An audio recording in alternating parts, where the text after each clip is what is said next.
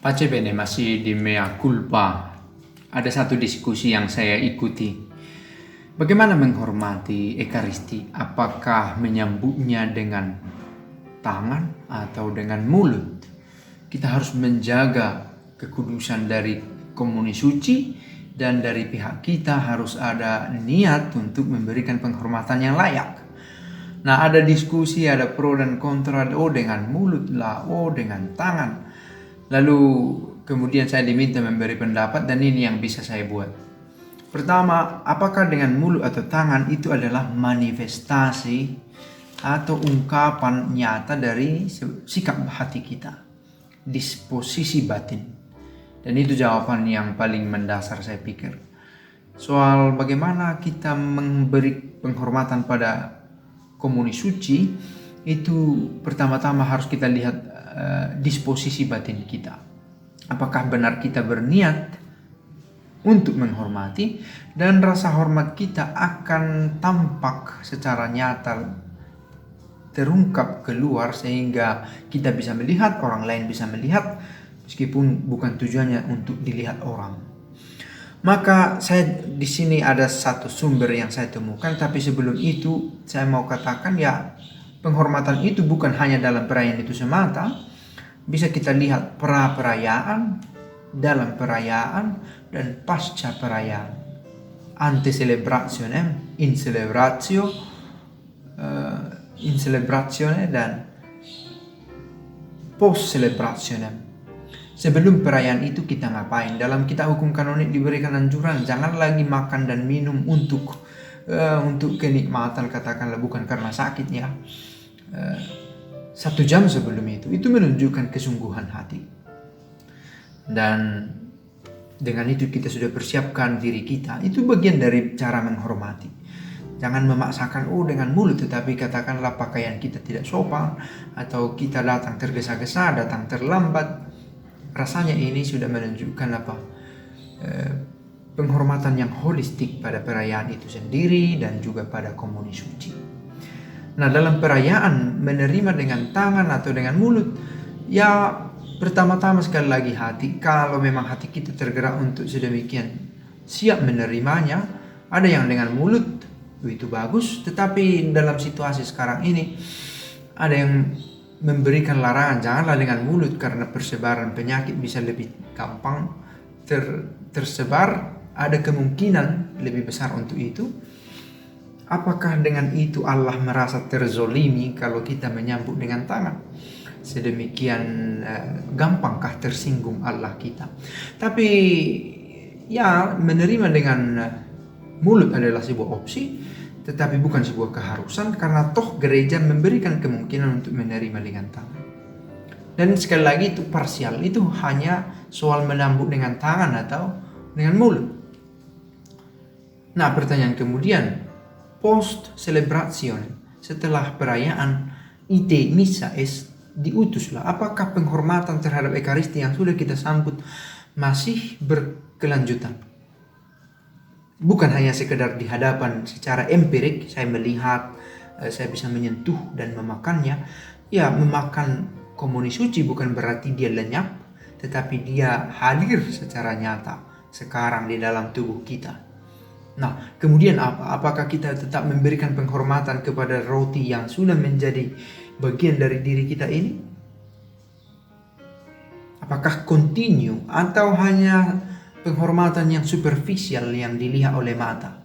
Nah, ini pekerjaan besar, boleh jadi berat, tetapi sebuah keharusan. Ini ada guidelines yang saya temukan, barangkali bisa kita dalami bersama. Membacanya membuat saya tersadar, saya juga sering mengabaikan hal-hal kecil yang sebenarnya penting dan perlu untuk penghormatan pada Ekaristi, pada komuni suci. Ekaristi boleh merujuk pada perayaan itu sendiri, komuni suci merujuk pada tubuh dan darah Kristus yang hadir secara nyata dalam roti dan anggur yang sudah dikonsekrasi. Some guidelines. Here are some guidelines for showing proper respect for the Eucharist at Mass. Beberapa guidelines Yang bisa ditambahi, bisa semakin ditajamkan saya pikir. Mohon maaf kalau bahasa Inggris saya kurang baik, tetapi bisa kita ambil main idea, ide utamanya. Yang pertama di sini dikatakan, ensure that you and your family are spiritually ready to be in the presence of the Lord. Pastikan bahwa kamu dan seluruh anggota keluargamu adalah siap secara rohani untuk menyambut kehadiran Tuhan. Oke, mungkin sekarang terkendala karena pandemi ini, tetapi bukan berarti akan selamanya kita akan seperti ini. Akan tiba waktunya, harapan kita akan menyambut sebagaimana biasanya, dengan cara yang mungkin akan disesuaikan tetapi tidak mengurangi rasa hormat kita. Nah, ini bang pertama, secara spiritual kita siap. Review the scriptures reading of the day. Coba baca lagi, dalami bacaan-bacaan pada hari itu. Discuss how they relate to your life today. Diskusikan bagaimana bacaan itu memiliki pengaruh atau kedekatan denganmu pada hari itu. Dress appropriately. Berpakaianlah secara pantas dan layak. Pantas dan layak ini bisa relatif. Untuk kami di kampung, ibu-ibu perempuan memakai celana panjang itu sudah celana panjang, bukan soal aurat atau yang lain. Itu ada kurangnya dibandingkan dengan ibu memakai kain panjang, sarung, kain panjang ya, dan kebaya, pakaian sopan, long dress, atau apa disebut pakaian gaun semacam itu dipandang lebih sopan. Di tempat lain menutup rambut itu sopan, bukan opsional, tetapi dirasa seperti wajib dengan mantilla atau yang lain. Maka appropriately, sesuai kelayakan, kepantasan setempat. And arrive at church on time for mass. Tiba tepat waktu. Kadang orang yang rumahnya paling dekat ke gereja yang lebih sering terlambat. Ya, mea culpa, saya pernah mengalaminya. Justru yang rumahnya jauh, persiapannya matang, jauh sebelum waktunya sudah tiba, karena dia tahu dia rumahnya jauh. Yang kedua, enter the church with full knowledge of why you are there. Berkesadaranlah mengapa ikut perayaan itu. Ini sering menjadi masalah bagi mereka yang sangat sering ikut Ekaristi, sehingga menjadi kebiasaan yang membuat susah menyadari itu hari demi hari. Pray the sign of the cross with holy water from the font. From the front, ya, dengan tanda salib di muka gereja, di pintu itu, dengan air suci. Dalam situasi tertentu seperti dalam pandemi ini ditiadakan, apakah rahmat Allah berkurang? Apakah kita menjadi kurang hormat? Apakah ini sesuatu yang sangat esensial? Ya, kadang ada orang yang sangat concern dengan ini sampai membuat kritik. Oke, mungkin itu adalah ungkapan imannya. Tetapi kita tahu kita ingin serentak memberikan apa yang menjadi hak Kaisar dan apa yang menjadi hak Allah. Dan butuh kebijaksanaan, prudence, wisdom untuk menunjukkan ini secara serentak. Maka apa protokol yang diberikan kepada kita yang menurut kita baik untuk dilakukan, kita lakukan. Reminding yourself of your baptism, itu mengingatkan kita akan baptisan kita. Try to greet other parishioners before you enter the church. Cobalah sapa, berikan sapaan kepada orang separoki, umat separoki segereja yang akan kita ikuti, kita tinggali selama perayaan itu. Or greet them quietly with a smile. Sapalah dengan senyuman, senyum yang baik. Genuflect or reverently bow to the presence of God in the tabernacles. Berlututlah atau secara hormat membungkuklah atas kehadiran Allah itu sendiri yang nyata di dalam tabernakel kita temukan itu.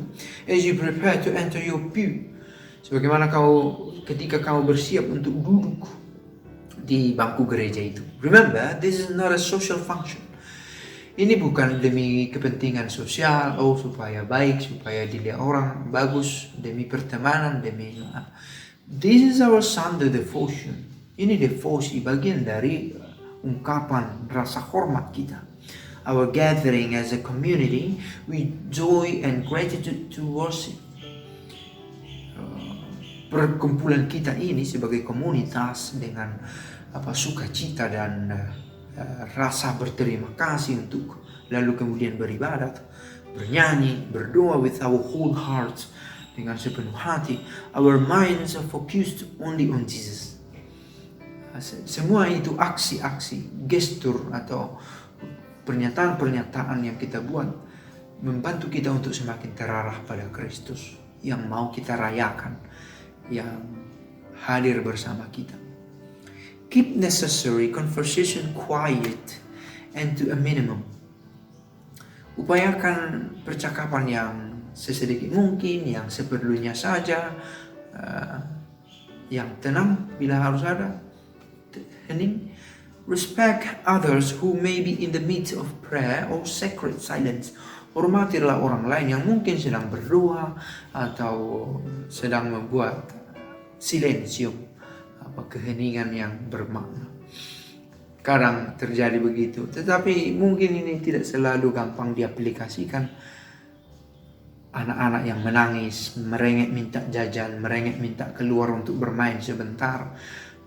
Bukan berarti tidak ada keheningan di sana, tetapi kita butuh memaknai keheningan lebih dalam lagi dalam keriuhan semacam itu. Ya, ini yang pasti kita punya guidelines dan kemudian kita coba internalisasi.